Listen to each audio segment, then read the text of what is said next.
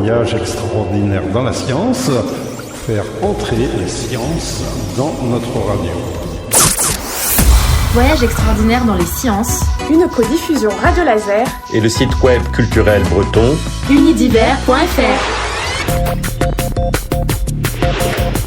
Bonjour à toutes, bonjour à tous. C'est donc un voyage extraordinaire dans le monde des sciences que vous invite cette émission. Des chercheuses, des chercheurs de tous horizons y sont invités pour nous parler de leurs travaux, de leurs recherches, de leurs enseignements, pour nous dévoiler leur motivation, leur cheminement, les rencontres qui les ont fait avancer. Et tout cela avec la volonté de transmettre aux jeunes, aussi bien filles que garçons, de leur transmettre donc leur passion afin de susciter chez eux ou chez elles le désir de s'engager sur ces voies. Je suis donc avec Jean-Louis Coatrieux. Bonjour Jean-Louis. Bonjour Félix. Homme de lettres, poète, romancier, essayiste, c'est d'ailleurs ce versant de ton talent qui nous a fait nous rencontrer, mais aussi homme de science de renommée internationale, reconnu pour ses travaux en imagerie médicale, en modélisation des systèmes complexes et en intelligence artificielle. Et pour ce voyage, nous recevons Mauro Ettore. Bonjour Mauro. Bonjour Félix.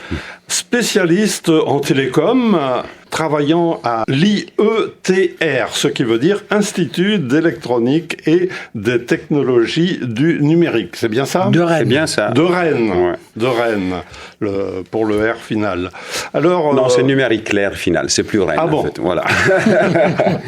Mais c'est à Rennes. Donc voilà, vous allez nous parler de votre parcours de formation, de vos activités actuelles dans cette émission. Voyage extraordinaire dans les sciences, une émission de Radio Laser, créée par Jean-Louis Coatrieux, diffusée par Radio Laser, évidemment, et en collaboration avec le site web culturel breton Unidiver.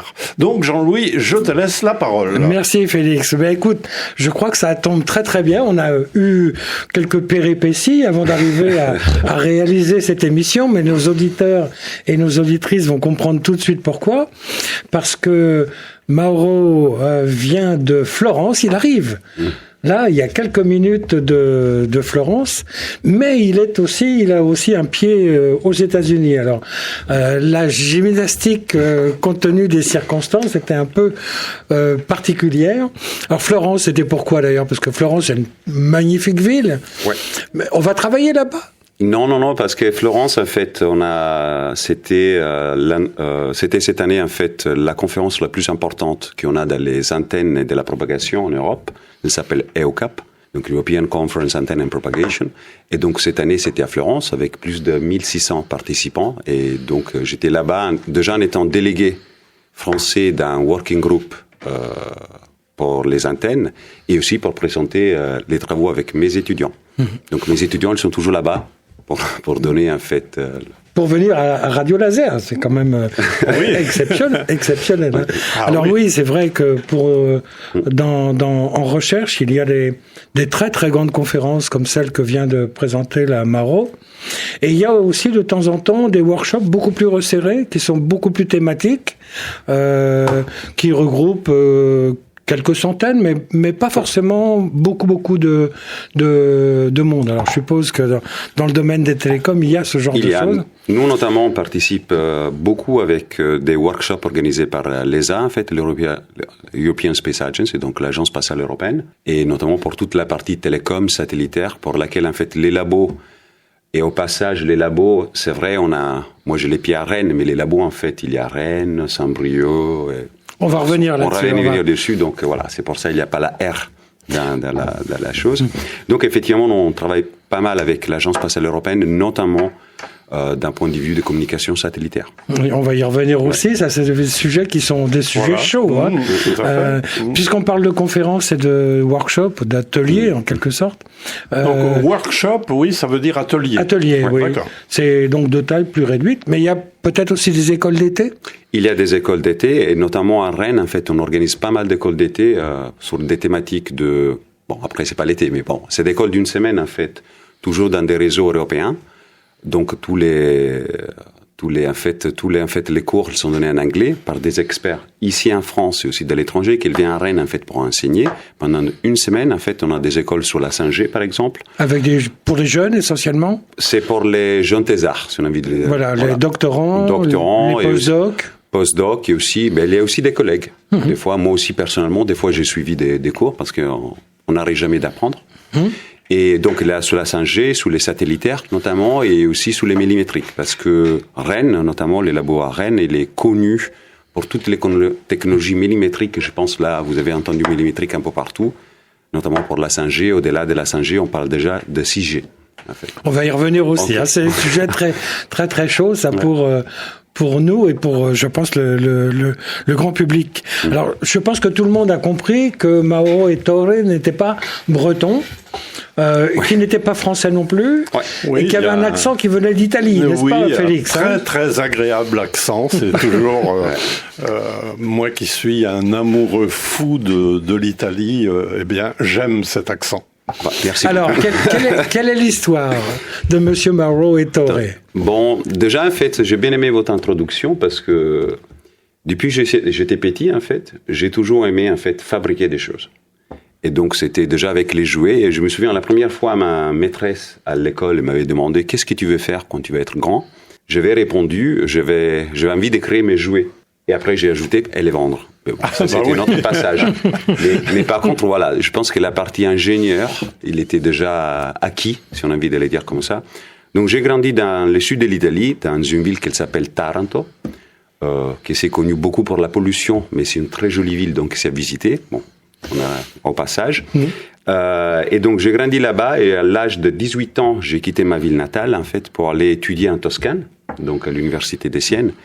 Et très rapidement, en fait, j'ai quitté la ville des Siennes pour aller à l'étranger. Donc, j'ai eu un passage à Copenhague, Denmark Technical University. Après, j'ai fait une thèse entre l'Italie et les Pays-Bas. J'ai passé 2 ans et demi aux États-Unis. J'ai aussi passé du temps au Japon en visite. Et après, je suis arrivé en France. Donc, pourquoi je suis arrivé en France, en fait? Bon, tout ça, c'est un peu mélangé. Hein. C'est pas vraiment le parcours-cursus, mais c'est un peu mélangé. Je suis arrivé en France parce que j'ai fait une très belle rencontre en fait, avec un collègue ici à Rennes. C'est à l'époque moi j'étais plus jeune, lui il était aussi plus jeune. Et on a discuté et j'avais pas du tout dans la tête de débarquer en France, donc je parlais pas du tout français, zéro mot. Bon, bonjour. Et voilà, et c'était une très belle rencontre et c'était une des plus belles en fait collaborations de ma vie juste aujourd'hui. Et donc c'est Monsieur Ronan Solo et je vous invite à l'inviter parce que c'est quelqu'un de... C'est le directeur actuellement de l'IETR. Ouais. Et donc, je dirais, c'est grâce à lui que je suis arrivé en France. Voilà, ça c'est un peu... Et l'autre chose que je peux ajouter, c'est aussi pour les jeunes, en fait. C'est vrai, j'ai toujours adoré les mathématiques, la physique et tout ça. J'ai toujours adoré construire des choses. J'étais toujours intéressé par ça. Et ça, personnellement, je trouve... de très impressionnant qu'on arrive en fait à visualiser des idées confus, c'est toujours confus, hein, ça marche jamais d'un premier coup et après on arrive en fait à les faire marcher et c'est beau en fait, c'est tellement beau, donc voilà. Radio Laser. Radio Laser. Vous êtes sur Radio Laser. Donc le statut aujourd'hui, c'est un statut CNRS du Centre National de Recherche Scientifique. Tout à fait. Et c'est donc un chercheur temps plein.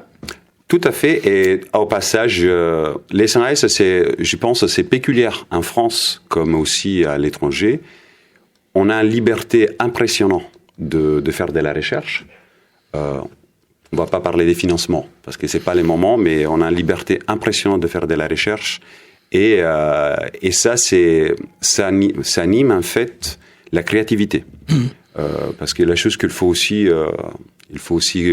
prendre en compte, en fait, en étant un chercheur, c'est vrai, on doit avoir des idées, et je dirais 8 sur 10 sont faux, mais les 2 qu'elles vont marcher, elles vont pas révolutionner les mondes, mais elles vont donner en fait un niveau de savoir, des connaissances important. Donc oui, je suis chargé de recherche au CNRS et je viens d'être éligible, je ne sais pas comment on appelle ça, à être directeur de recherche au CNRS. Donc, c'est l'équivalent d'un professeur. Ça, c'est une bonne nouvelle, ça. Oui, c'est une très bonne nouvelle. Parce et que au passage, je suis devenu aussi français. Donc, Ah oui, en plus. Mais alors, qu'est-ce qui prédestinait à faire ce chemin, là, passant d'un pays à un autre quelle était l'envie On comprend au niveau de l'Europe, peut-être, parce que les Italiens sont peut-être européens, finalement. Mais au-delà de l'Europe... Alors, déjà, qu'est-ce qui était motivé? Quelle est la motivation? Ça, c'est aussi rigolo parce que je viens d'un petit village dans le sud de l'Italie. D'un très petit village. Combien de personnes? À l'été, c'est beaucoup, mais je pense que c'est moins de 4000, quoi. C'est vraiment un petit village. Un périphérie. Et, donc, effectivement, si on regarde aussi ma famille, ils sont tous là-bas.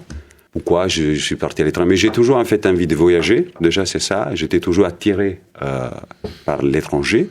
Et je suis très européen.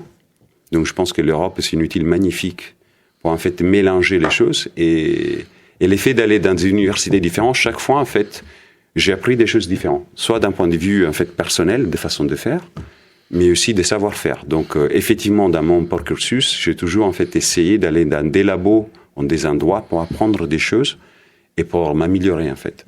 Donc c'est pour ça, même aujourd'hui effectivement je suis aux États-Unis, c'est pour acquérir des connaissances différentes et après entre guillemets les ramener dans mon équipe. Et voilà quoi. Donc c'est vrai, j'ai un parcours très mobile et c'est aussi, je pense, une partie des chercheurs. Moi, je crois pas du tout qu'on doit rester dans une petite pièce tout seul. Voilà quoi. C'est important de partager, de communiquer avec les autres. Donc, c'est vrai qu'on est en communication avec le monde entier, de toute façon, à travers notre activité. Donc, au niveau linguistique, alors vous maîtrisez le japonais. Non. Le français très bien, l'anglais très bien, et quand vous avez séjourné dans les pays nordiques... Alors, les Danois, non, parce qu'à l'époque, je parlais pas anglais, donc j'ai appris l'anglais. Donc, effectivement, je maîtrise les français, l'anglais, l'espagnol et l'italien, et j'ai appris un peu d'hollandais, mais c'était là vraiment, c'est pour dire bonjour et au revoir. Voilà quoi. Mais après, ça c'est aussi rigolo parce que, pour la petite histoire, à l'âge de 6 ans, j'étais dans l'école, c'est les CP, l'équivalent du CP ici. Je sais pas pourquoi, j'étais dans une formation où il y avait en fait, dans l'après-midi, des cours de français. Tiens. Donc c'était, je sais pas, je dis toujours qu'il y a eu un truc. C'est pour ça. Voilà, il est resté une petite graine qui a poussé plus tard. C'est ça. Donc, alors, juste pour terminer le petit tour d'horizon, aux États-Unis, c'est à quel endroit et quel est le contexte de c'est une année sabbatique, c'est ça qu'on C'était appelle une mobilité. Ouais, c'est une mobilité, on l'appelle la mobilité. C'est un an. Ouais, parce que moi je fais pas de l'enseignement, donc normalement l'année sabbatique c'est. Ah oui, c'est un terme universitaire pur. Et donc nous on a des collaborations. C'est aussi important en fait dans les labos. C'est déjà dans les labos là, c'est très international comme entité, donc on parle pas mal l'anglais en fait dans les laboratoires. Oui. Et il y a des chercheurs un peu partout d'Europe et aussi de l'extérieur en fait. Donc c'est une chose, c'est un peu comme les berges espagnoles en fait, c'était ça les films là. Oui. C'est vraiment ça et je trouve ça c'est une beauté et c'est une richesse impressionnante. Ouais, c'est très agréable ça. C'est très agréable. Donc on a eu des Allemands, on a eu des Italiens avec tous les stéréotypes qu'on peut imaginer des nationalités, mais mis en fait à bénéfice de la science. Ben ça nous amène à l'IETR. Alors, parce que l'IETR est une des grosses structures, des grandes structures françaises dans le domaine, disons, des technologies numériques ou des télécoms, si on utilise un terme mieux connu, mais c'est un laboratoire, tu le disais tout à l'heure, qui a en plus une caractéristique, c'est d'être non seulement multisite, mais aussi multirégion, je dirais. Oui. Puisque il y a un laboratoire à Nantes, de la Loire, dans les Pays de la Loire, qui est, enfin, Nantes, c'est la Bretagne, hein, on peut pas discuter là-dessus. C'est la capitale ou pas? C'est là qu'il y aura des problèmes. C'est quand il faudra savoir qui de Nantes et de Rennes. Bon, fermons la parenthèse. Alors l'IETR, c'est 400 personnes au moins, je crois. Oui, c'est environ 400 personnes, c'est 375, un truc comme ça. En fait, c'est la moitié, on peut dire, c'est des permanents, enseignants, chercheurs, techniciens, bon. Et l'autre moitié, c'est des thésards, donc c'est des CDD, donc ingénieurs de recherche. Je dirais la particularité de l'IETR, en fait, Déjà, on couvre toute la chaîne des télécoms, donc du signal, en fait. De la microélectronique. De la microélectronique, allant juste, en fait, aux antennes, à la propagation et à la conception. Et aussi, l'autre beauté du laboratoire, c'est aussi qu'on couvre toute la chaîne, je pense, du développement, en fait, des idées. Donc, sur papier. Jusqu'à des réalisations concrètes. Des réalisations, on a des très, très, très beaux équipements, je dirais, à la pointe, d'un point de vue académique, en Europe et en France, et même à l'étranger, même au-delà de l'Europe, je dirais. Et par exemple, je peux dire que les équipements qu'on peut avoir ici sur la partie antennaire, c'est aussi meilleur de ceux que je peux avoir aux États-Unis. Alors, on va pas pouvoir balayer tout le laboratoire, mais il y a peut-être des équipes qui pourraient être évoquées un petit peu brièvement, et puis des plateformes aussi, parce que je crois que il est rare d'avoir autant de plateformes de très haut niveau dans une structure de recherche comme habituelle. Et alors, il y en a une qui est historique pour moi. Peut-être que tu n'es jamais... Voilà, Monterfil. Monterfil qui n'est pas loin de Guichin. Oui, c'est tout près, oui. Et qui couvre une surface très importante, et puis qui est une surface de lande, en fait. Alors, qu'est-ce qu'on fait encore des choses à Monterfil? Plusieurs choses à Monterfil. Déjà, l'histoire, c'était une base allemande pendant la Deuxième Guerre mondiale. Mais on fait pas mal de choses. En fait, je ne sais pas si vous avez vu, les labos, en fait, on a un petit avion. On a un petit avion qui n'utilise pas pour se déplacer, c'est important de le dire tout de suite, mais pour faire des mesures, en fait, donc pour les terrains, des images, en fait, aussi pour la pollution et d'autres. Et donc l'avion, il utilise pas mal Monterfil, en fait, pour décoller. Donc il embarque aussi des équipements faits au labo et au-delà du labo. Et on fait toujours, en fait, des mesures d'antennes, notamment aux bas fréquences. Donc oui, il est toujours utilisé. Ça veut dire qu'il y a une piste de décollage tout à fait, reconnue. Après, je ne sais pas les détails parce que c'est pas... Mais vous pouvez aller sur le site, c'est PIMA, il s'appelle. Donc c'est toujours propriété de Rennes, de l'université de Rennes, enfin de l'université de Rennes maintenant, hein, parce que Rennes a disparu au profit d'une structure plus large qui associe des écoles d'ingénieurs aussi aujourd'hui. Donc il y a Monterfil, mais il y a aussi alors ce que j'ai vu moi, c'est NanoRennes.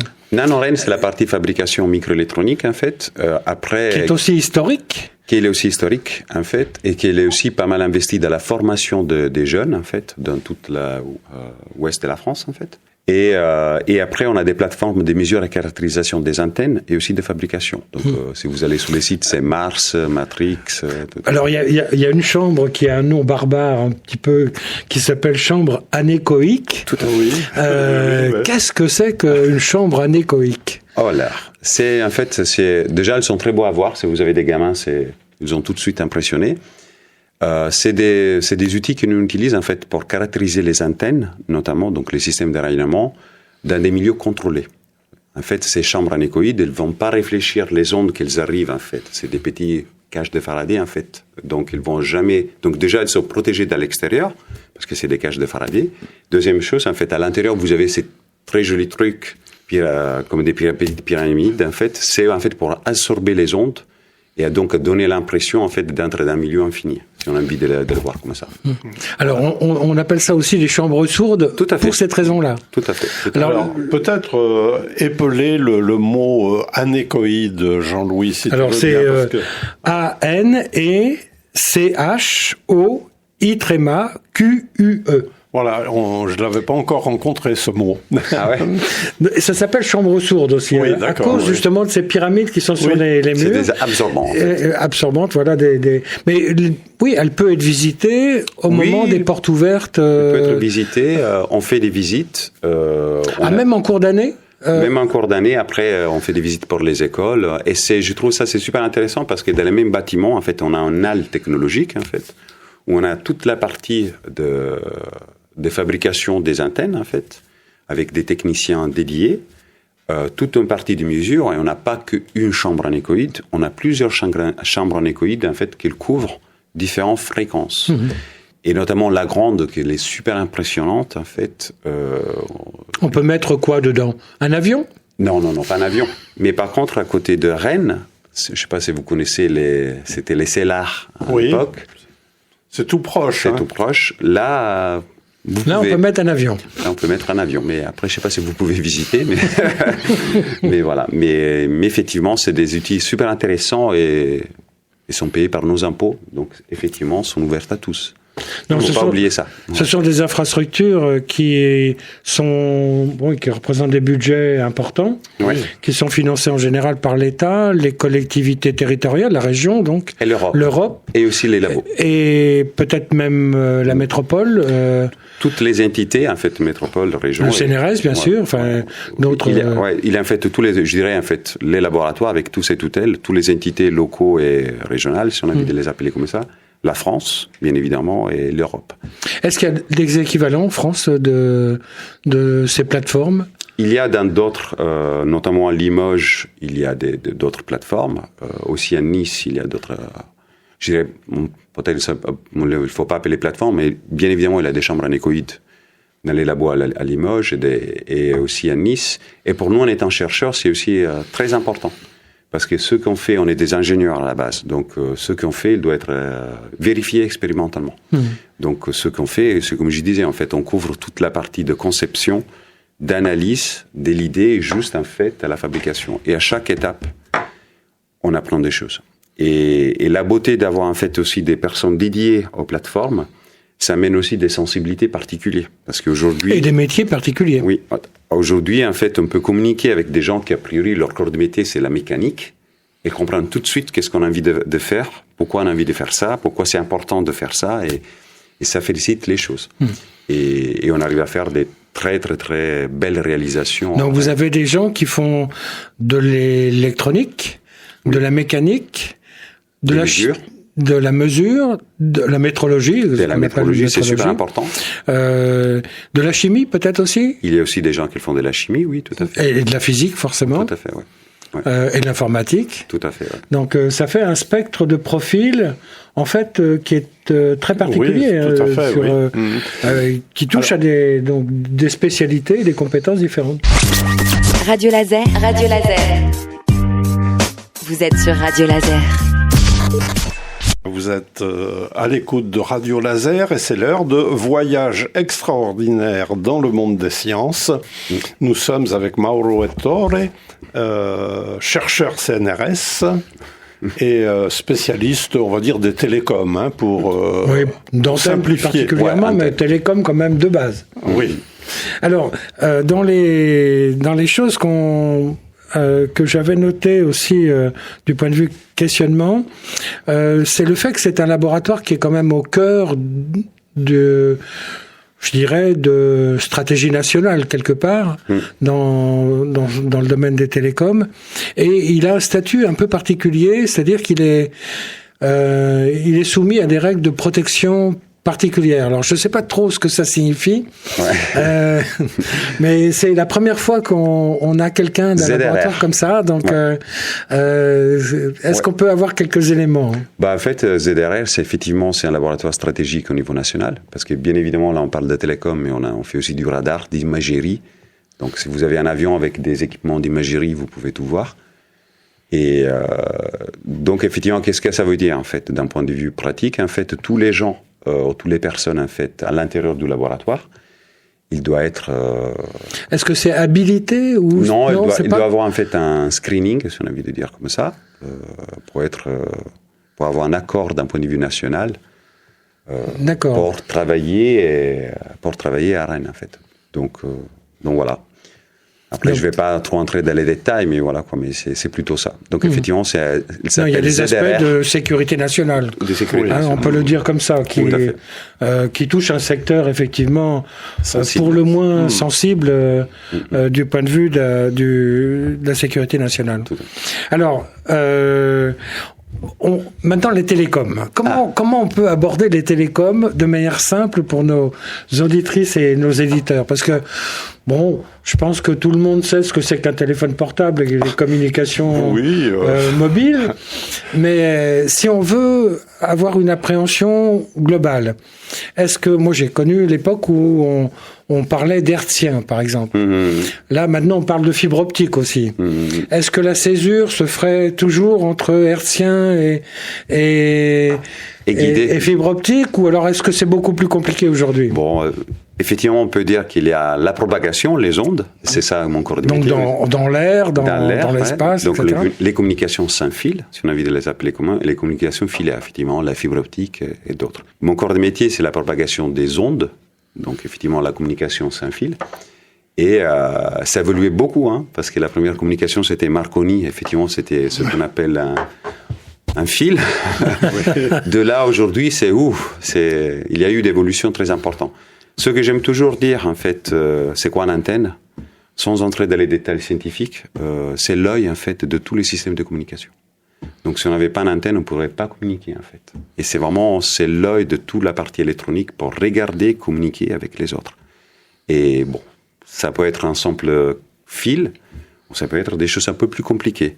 Mais dans tous les cas, le but, en fait, c'est d'avoir une onde qui se propage d'un point A à un point B pour transmettre de l'énergie et donc transmettre de l'information. Alors, bon, sur le plan terrestre, donc il y a les antennes qui font débat encore parfois, les antennes terrestres, disons. La 5G. Et il y a aussi les antennes satellitaires, enfin tout le versant satellitaire. Donc, ce petit monde-là, il est... ces deux parties permettent de couvrir l'ensemble, ou il y a encore beaucoup plus d'autres choses? En fait, déjà, je pense il y a plusieurs choses, en fait. Les antennes, c'est pas juste les communications, c'est aussi l'observation de la Terre. C'est grâce à ça, en fait, qu'on découvre des choses tous les jours, grâce aux satellites et plus. Mais donc, déjà, effectivement, il y a la communication sur Terre, les communications satellitaires. Je pense on va peut-être aborder la 6G. Oui. Eh ben, on parle de plus en plus de connecter ce qu'on appelle les réseaux extraterrestres en non terrestres avec les réseaux terrestres, c'est-à-dire nos réseaux de tous les jours. Et donc, effectivement, on est en plein expansion d'un niveau de communication pour permettre, en fait, déjà l'ubiquité de la communication, donc communiquer un peu partout, mais aussi, en fait, aider nos réseaux terrestres grâce aux satellites. Donc, dans les satellites, après, il y a aussi tout un... Là, je pense qu'on va peut-être aborder. Il y a des satellites qu'on appelle des orbites basses. Oui. Très proches de la Terre, ça veut dire quoi? Entre 500 km à 2000 km. Moyenne. Et qu'est-ce qu'ils font, ceux-là? À l'époque, la première version d'un satellite, en fait, c'était un miroir. Si on a envie de l'appeler comme ça. Donc, en fait, elle prenait l'information de la Terre. Et on la renvoyait. Et la renvoyait. Ça, c'était un des premiers satellites faits notamment aux États-Unis. Et c'est resté, je dirais, tout ça pour un bon moment. C'est-à-dire prendre des informations dans des bandes de fréquences, les transférer sur notre bande, et après les réinjecter sur Terre. Dans la vision qu'on va avoir dans ces méga-constellations qu'on est en train d'envoyer notamment aux États-Unis et en Chine, c'est en fait créer un réseau de satellites. Donc on parle de 12 000, 15 000 satellites autour du globe. Pour effectivement... Quelle altitude alors? Entre 500 et 2000 km. Toujours. Et ça, pourquoi? En fait, c'est pour avoir une latence de communication, donc en fait un retard de communication acceptable. On dit pour faire du gaming. Si vous êtes en train de jouer à la console, en fait, vous avez envie de jouer, vous n'avez pas envie d'attendre que la communication elle est coupée. Aussi pour faire du banking. Bon, ça, on va pas... Mais voilà. Et donc, en fait, ça permet... Mais par contre, c'est quoi la difficulté? Des objets si proches de la Terre, en fait, vont très vite. Quand je dis très vite, il peut faire les tours du globe entre 4 à 6 fois les tours du globe. Donc, si vous êtes en train de communiquer avec ces petits objets, déjà, il faut tourner votre cou rapidement parce que vous avez une vision d'entre 20 minutes, peut-être, de l'horizon, juste à l'autre partie de l'horizon. Et c'est pour ça, en fait, on envoie beaucoup de satellites pour recréer un relais, en fait, un relais de communication. Donc, ça ouvre des opportunités super importantes d'un point de vue de communication parce qu'effectivement, dans toutes les zones blanches, par exemple en France, ou même dans des pays comme les États-Unis ou d'autres, où vous n'avez pas effectivement la possibilité, ou même l'Afrique, vous n'avez pas la possibilité de développer, de croiser par la fibre. Ça donne la possibilité d'avoir des communications haut débit, de qualité pour tous. Mais constellation de 10 000, 15 000 satellites, chaque pays va faire ça? Il y a des projets aux États-Unis. Je pense que vous avez entendu Starlink, Amazon et d'autres. En Chine aussi. L'Europe aussi, ils sont en train de les faire. Et c'est déjà en place ou... L'Europe, ça va les faire. Je pense que c'est ça dans les projets. Et effectivement, après, la question est, est-ce qu'il y aura la place pour tous C'est une très bonne question. Mais la Chine a déjà commencé aussi. La Chine a déjà commencé, ouais. Et l'Europe, je dirais, l'Europe, on doit avancer sur ça. Et on a des acteurs super importants. On va revenir aussi, l'IETR, il a aussi une très belle chance il a toujours une très belle chance, en fait, de collaborer en façon étroite avec Thales Alenia Space. C'est une très belle réalité en France. Et la France, il a beaucoup d'industries dans la partie satellitaire, unique. Et effectivement, on avait un labo commun avec Thales Alenia Space sur la partie antennaire. D'accord. Alors là, on parlait justement des problèmes d'occupation, je dirais, de l'espace. Mais il y a aussi les problèmes d'occupation des bandes de fréquences. Tout à fait. Et ça se négocie comment ? Au niveau international, en fait. C'est négocié au niveau international. Donc ça veut dire que tous les pays acceptent des règles du jeu ? Ils essayent. Après, il peut y avoir des variantes, mais l'idée globale, c'est effectivement d'avoir en fait des bandes de fréquences utilisées un peu partout. Ouais, je ne sais pas si c'est clair. Ce sont des bandes qui vont être utilisées pour des communications qui vont être réservées à une bande donnée. Et donc, évidemment, chacun peut se battre sur les mêmes créneaux. Qu'ils soient privés ou d'État d'ailleurs. Hein. C'est l'État. Et donc, c'est un enjeu considérable, ça. C'est un enjeu considérable, mais aussi d'un point de vue, je dirais, d'observation de la Terre. Parce que des fois, les bandes qu'on utilise, en fait, même dans les télécoms, on doit toujours essayer de ne pas embêter les autres, si on a envie de le dire comme ça. Donc, effectivement, il y a des discussions importantes au niveau international, en fait, pour bien choisir. Alors, j'en avais noté qui s'appelle KU. Ouais. C'est quoi ça ? En fait, c'est déjà en fait pourquoi ? Parce que même dans la 5G, on parle toujours des millimétriques. Il faut évoluer. Et pourquoi il faut de la bande ? La bande, en fait, c'est lié. On va pas entrer dans les détails, mais c'est lié au débit de communication. Donc, si vous avez envie de télécharger regarder Netflix. Il ne faut pas faire de la pub, mais si vous avez envie de regarder des choses, en fait. Des films, en fait, il faut des débits importants. Et pour avoir des débits importants, il faut des bandes de plus en plus larges. Et au jour d'aujourd'hui, en fait, tous les réseaux qui ont connu terrestres, ils étaient plutôt de ceux qu'on appelle sub 6G, donc en dessous, en fait, inférieur à 6 gigas. Et il n'y a plus de place.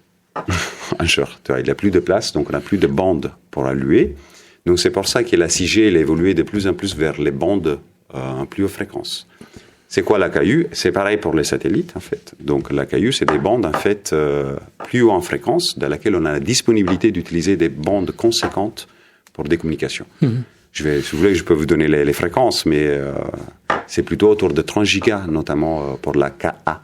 Donc, mais là, il y a des bandes aussi militaires qui sont réservées aux... Tout à fait, il y a tout. Là aussi, il y a des accords internationaux ? Il y a des bandes militaires. Après, effectivement, là, vous ouvrez une très belle histoire. En fait, là, on envoie beaucoup de satellites dans l'espace. Il va y avoir aussi des attaques, peut-être dans l'espace. Et c'est très compliqué aussi, parce que détruire un satellite, ça fait aussi des dégâts. Donc voilà, je pense que de plus en plus, on va parler aussi, comme déjà c'est au cas aux États-Unis, des armées dans l'espace, en fait. Parce que ça devient de plus en plus une partie importante, je dirais, de nos défenses. On a souvent dit que la science, les sciences en général, étaient facteurs de paix, d'union entre des pays qui se combattent.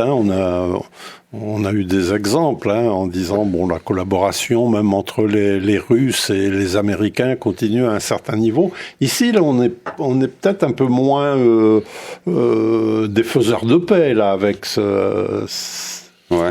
Non, je pense que il y a quand même des aspects de standardisation qui existent, oui. Et qui permet, par exemple, à un industriel étranger de développer des technologies qui vont être compatibles avec les contraintes des autres pays. Donc il y a forcément là et puis du point de vue de la recherche, je crois qu'il y a toujours ce partage de connaissances. Tout à fait, il y a toujours. Quel que soit le... Et de toute façon, d'un point de vue, pour mieux répondre aussi, d'un point de vue de recherche, nous on fait de la recherche fondamentale, appliquée, c'est vrai. Et effectivement, on n'est pas, déjà nous on n'est pas un laboratoire militaire, parce qu'il y a des laboratoires militaires qui font ça. Après, toute la technologie, il ne faut pas non plus oublier qu'il y a pas mal de technologies qu'aujourd'hui on utilise. Même Siri sur l'iPhone, bon désolé, ou d'autres, c'était développé pour l'armée aux États-Unis.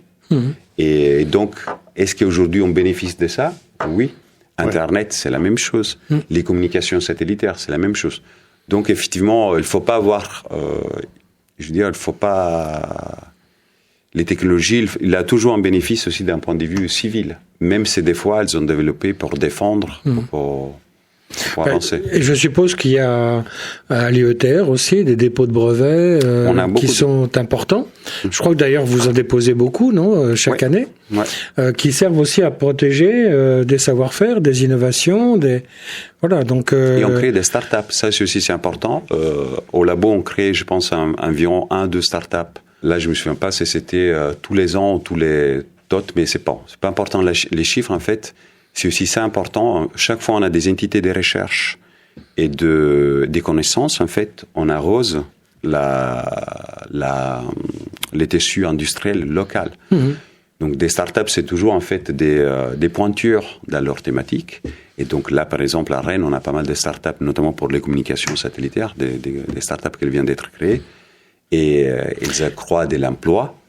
On voit nos docteurs sortir, aller travailler dans ces entreprises. Oui, c'est un secteur dans lequel il n'y a absolument aucun problème pour trouver un emploi. Ça, c'est sûr. Le lendemain du diplôme. Quoi. Non, même avant. On a de plus en plus. Et ça, c'est aussi important de le rappeler peut-être pour les jeunes. C'est vrai, des fois on dit c'est compliqué, c'est étudié, c'est lourd. Pourquoi toutes ces équations, tout ça? Mais en fait, déjà, il faut aimer les choses. Ça passe mieux la pilule, ça n'a rien de le dire comme ça. Mais après, d'un point de vue d'emploi, et c'est impressionnant. Là, nous, on a nos thésards. 6 mois avant la fin de la thèse, ils ont entre 2, 3, 4 offres d'embauche. Pas en France, en fait. Moi, je parle mes étudiants, j'ai des étudiants un peu partout, en fait. Aux États-Unis, j'ai eu des étudiants au Japon, des Français, au Japon, à l'Agence spatiale européenne, en Italie, en Suisse, en Allemagne. Donc, ça ouvre en fait tout c'est impressionnant en fait. Et dans ce panorama-là, il faut aussi regarder pour les laboratoires. Tout à fait. Pour qui candidatent au CNRS, à l'université, etc. Là, il y a vraiment des grandes questions. Hein. Oui. Nous ne sommes pas dans une situation forcément toujours favorable pour le renouvellement des générations dans le domaine de la recherche. Tout à fait. Et aussi parce que, la science, c'est c'est une passion. C'est une passion, et il faut être aussi clair pour les jeunes, c'est effectivement travailler dans l'industrie, il a d'autres bénéfices, on va dire comme ça, et c'est tout à fait important, mais je dirais la science, c'est une passion. Moi, je dis toujours, c'est mon hobby. Je me réveille le matin, je suis payé pour faire ce que j'aime, en fait. Et si on n'a pas cet esprit, voilà. Donc c'est une grande liberté et c'est en même temps une passion. C'est aussi sans doute du travail en contrepartie, mais du travail qui est passionnant quelque part. Tout à fait. Après, effectivement, moi je ne le vois jamais comme un travail parce que pour moi c'est pas, je m'arrête pas en fait quand je sors du laboratoire. Et effectivement, j'ai toujours en train de réfléchir sur des choses. Donc effectivement, ça peut être lourd, même pour les gens à côté, parce qu'on a tendance en fait à parler pas mal de ça. Mais je dis toujours en fait la chose plus belle pour un chercheur, c'est même pas les papiers, c'est même pas en fait les articles. Les articles, c'est effectivement et c'est très beau de voir dans les jeunes en fait, je dirais c'est l'étoile dans les yeux quand ça perce. Ça, c'est la chose la plus... Quand on aboutit à un résultat... Et là, c'est magnifique parce que c'est un peu... On voit que cette personne, elle est touchée. Et c'est être touché de savoir, en fait. De l'envie, en fait, d'entrer dedans et de... Voilà. C'est étonnant, hein, parce qu'on a un vécu pareil, identique. Hein. Il n'a pas la même génération que moi, et pourtant c'est la même émotion, c'est la même passion, la même liberté aussi d'abord de thème. C'est c'est quand même quelque chose de très particulier à la recherche. Hein, tout à fait. Oui, ce bonheur de faire, de découvrir, oui, puis d'avancer, de contribuer, d'être payé en fait pour quelque chose qu'on aime faire. C'est pas donné à tout le monde. Hein. C'est vraiment une chance. Radio Laser. Radio Laser. Vous êtes sur Radio Laser. Vous êtes à l'écoute de Voyages extraordinaires dans le monde des sciences, donc une émission de Jean-Louis Coatrieux. Et aujourd'hui, nous recevons Mauro Ettore, qui est spécialiste en télécom à alors je ne le saurai jamais, l'IETR de Rennes. Tout à fait. J'ai tout bon ? Tout à fait. Alors on continue. Alors on va continuer justement sur des thèmes qui sont un peu sensibles pour le grand public. On a parlé de la 5G, hein, il y a eu beaucoup de commentaires, beaucoup d'oppositions, etc. Dans les laboratoires, la 6G c'est déjà réglé. Non. On commence. Ah, tu croyais qu'on en était à la 8 ou... C'est tous les 10 ans, en fait. Et les 6G, c'est pas la 5G. Alors, qu'est-ce qui nous attend demain dans ce domaine-là? En fait, de plus en plus, c'est, comme je disais, l'intégration des réseaux extraterrestres avec les réseaux terrestres. La possibilité d'avoir de plus en plus de l'intelligence de nos objets. Donc une communication de plus en plus importante en termes de débit, une société de plus en plus évoluée d'un point de vue de intelligence dans les villes. Donc effectivement, on est en train d'aller, je dirais, vers la digitalisation de notre vie. Donc avec des nouvelles opportunités. Et chaque fois, en fait, on parle du 5G et tout ça, mais quand on pense en fait à la liberté et aussi à la qualité de vie qu'on a aujourd'hui grâce aux communications, c'est impressionnant. Je pense que le Covid, il a montré clairement comme en fait on pourrait être connecté, on pourrait en fait travailler, on peut rester aujourd'hui à la maison et utiliser ces beautés que c'est la technologie pour rester quand même connecté. Alors ça a des inconvénients en même temps ? Tout à fait, c'est l'inconvénient tout à fait. Premier inconvénient, c'est énergétique. Parce que ça consomme beaucoup d'énergie. Donc... On est en train de travailler dessus. C'est une très bonne remarque. Et notamment dans la 6G ou même dans la 5G, il y a de plus en plus l'intérêt de réduire justement notre consommation énergétique. En sachant, je pense qu'il y a des métriques pour régler tout ça. Mais effectivement aussi de l'évolution d'un point de vue des technologies, il y a de plus en plus dans nos corps de métier l'intérêt pour l'environnement. Et notamment, par exemple, des choses qui sont très énergivores, c'est les data centers, les centres de données.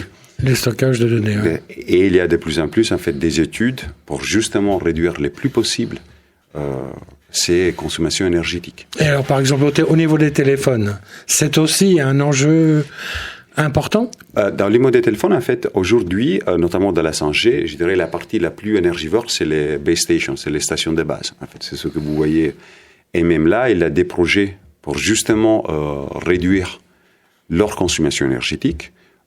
Déjà pour des raisons de prix, mais aussi de pollution. Parce que bien évidemment c'est la trace du carbone. Par exemple, il y a un projet très rigolo en Finlande où ils utilisent en fait l'eau de la mer pour réduire la chaleur dans ces stations de base et donc réduire déjà la dissipation énergétique et aussi thermique. Parce que ça c'est aussi un autre sujet important. Donc, et en fait, plus on est en train de monter en fréquence, plus ça va être un argument essentiel. Donc, contrôler déjà la dissipation énergétique et aussi Plus on monte en fréquence, plus on consomme, en fait, a priori, d'énergie. Ouais, ça va être...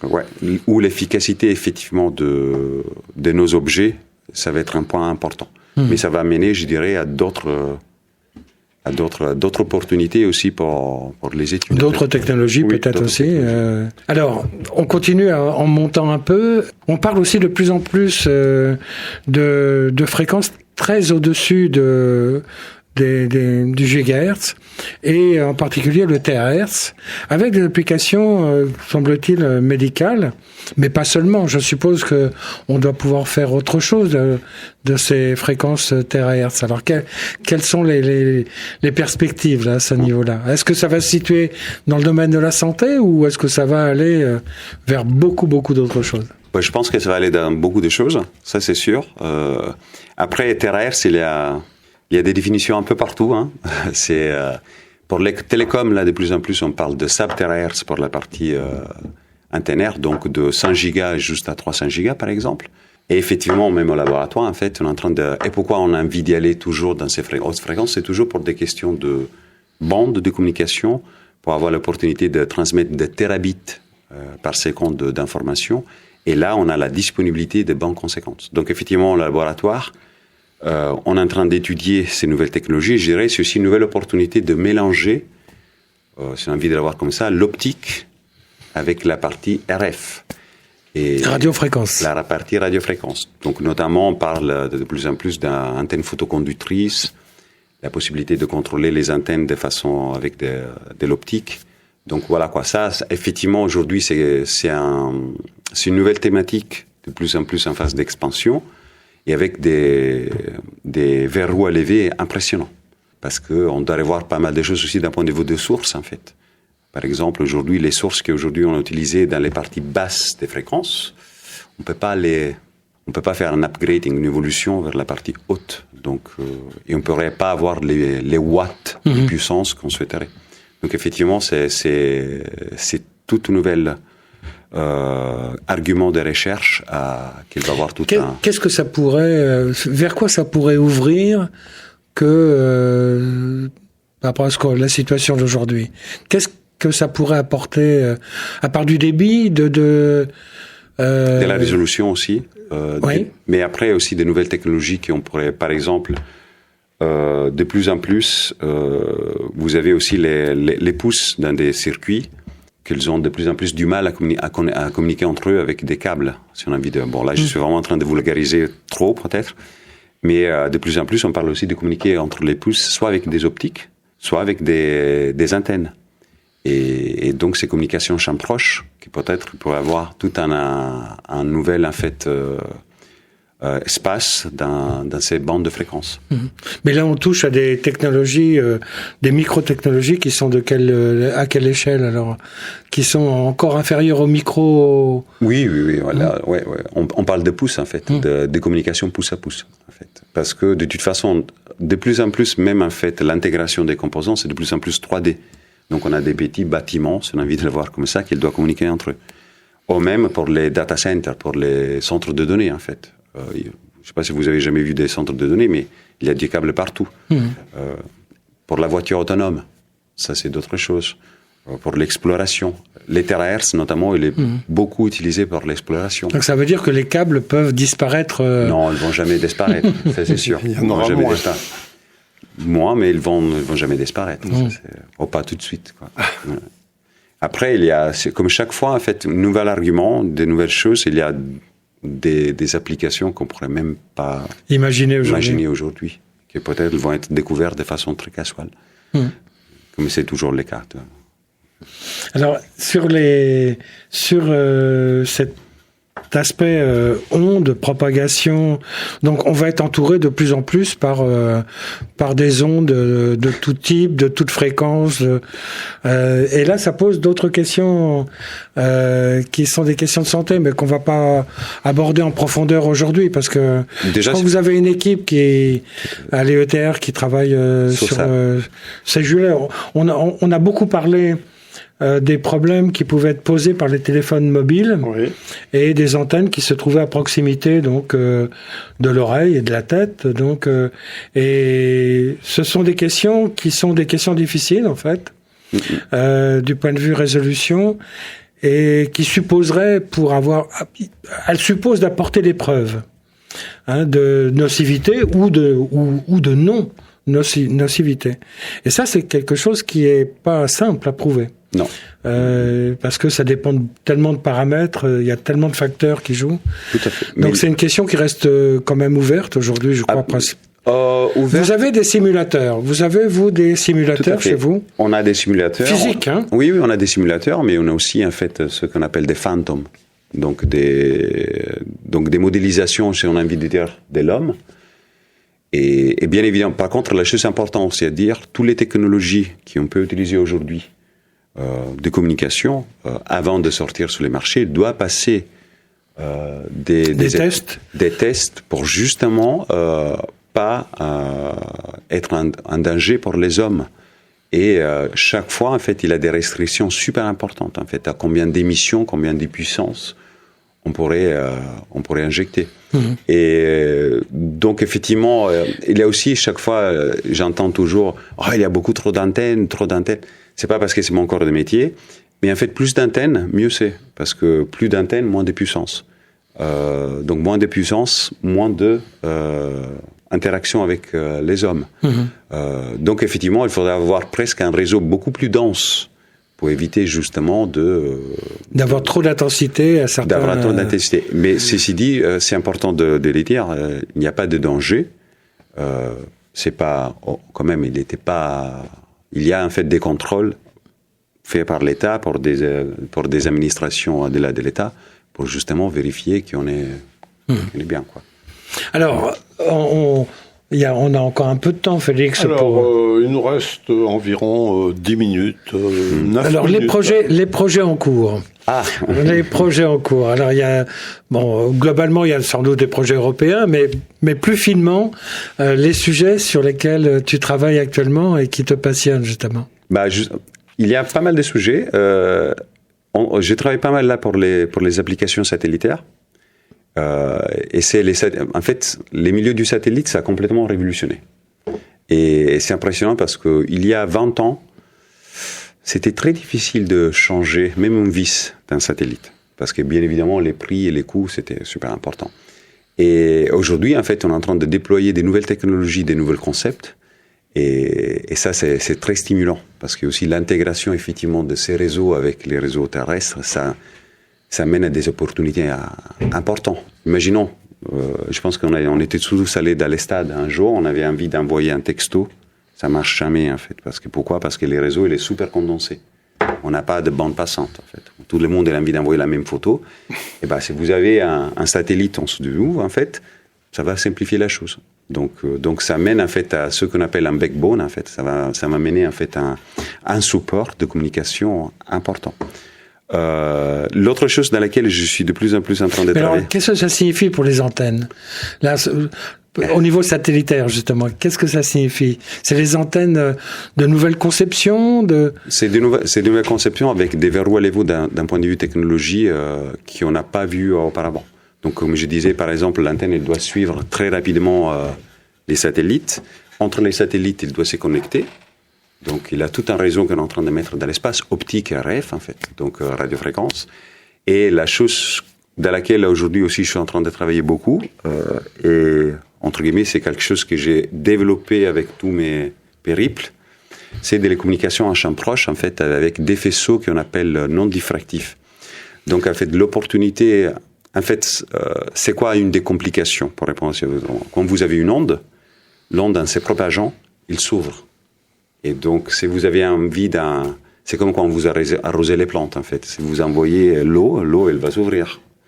Et donc, si vous avez en fait d'arroser une fleur, il faut bien viser les fleurs. C'est la même chose pour les antennes. Bon, là, j'ai vraiment vulgarisé très fortement. Mais par contre, ce que je suis en train d'étudier, c'est la possibilité de créer des solutions particulières des ondes pour communiquer comme s'il y avait vraiment un câble entre les points A et les points B, et on appelle non diffractif, c'est-à-dire qu'ils n'ouvrent pas.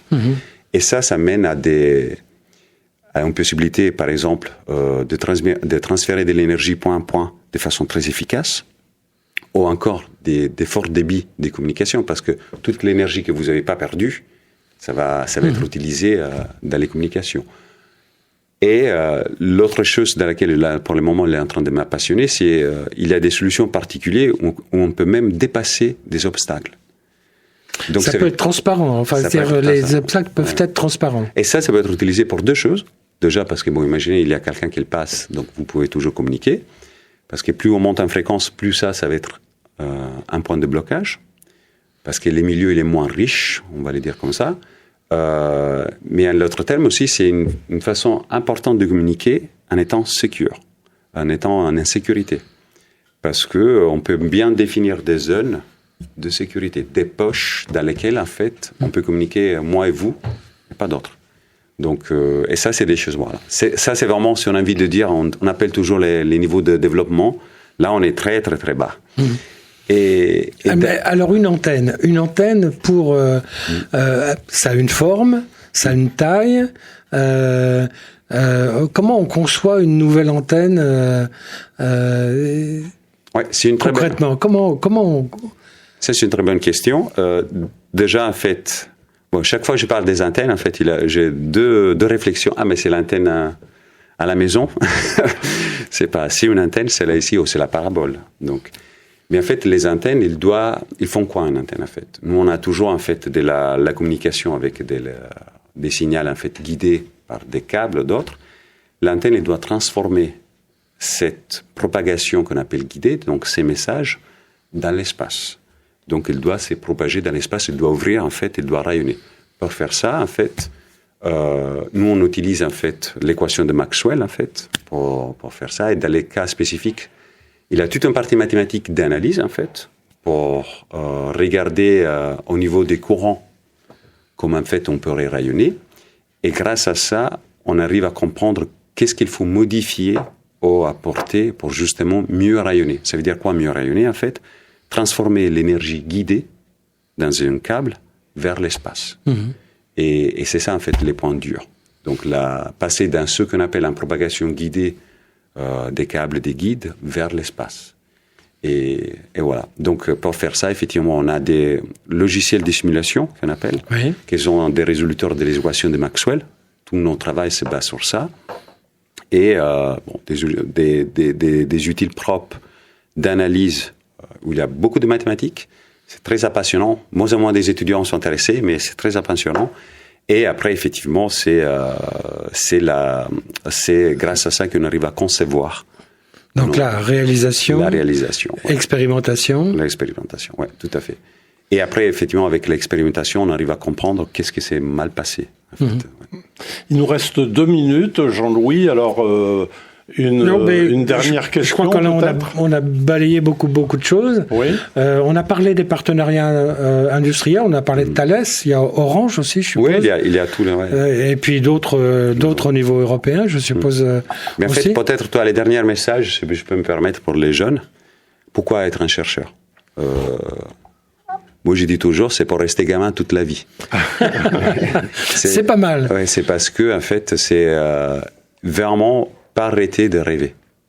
Et effectivement, aujourd'hui, on est dans une société où on a toujours l'image qu'il faut courir derrière, je vais le dire, à l'argent, à d'autres choses. Mais en fait, la liberté de penser, la liberté de faire ce qu'on aime, c'est un bénéfice impressionnant. Et indépendamment où on est, si on est des chercheurs ou pas des chercheurs, il faut aimer ce qu'on aime.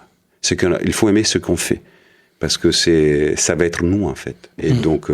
pourquoi être chercheur? Parce que j'aime ça, voilà, quoi. Et on peut être même boulanger, mais voilà, ça... Maro Théoré est en train de rêver, et il est encore enfant, c'est ça? Oui, c'est ça. Faut pas dire ça. Et il nous fait rêver. Non, mais je crois qu'on partage beaucoup de choses à ce niveau-là. On va s'arrêter là, Jean-Louis. Je suis désolé, mais je suis le maître des horloges. Ouais. Alors, merci beaucoup, Mauro. Ouais. Merci à toi, Jean-Louis. Donc, merci à tout le monde. Cette émission en podcast, bien sûr, et sur le site Unidiver. Et Mauro, allora, buon proseguimento. Arrivederci. Grazie. Ouais.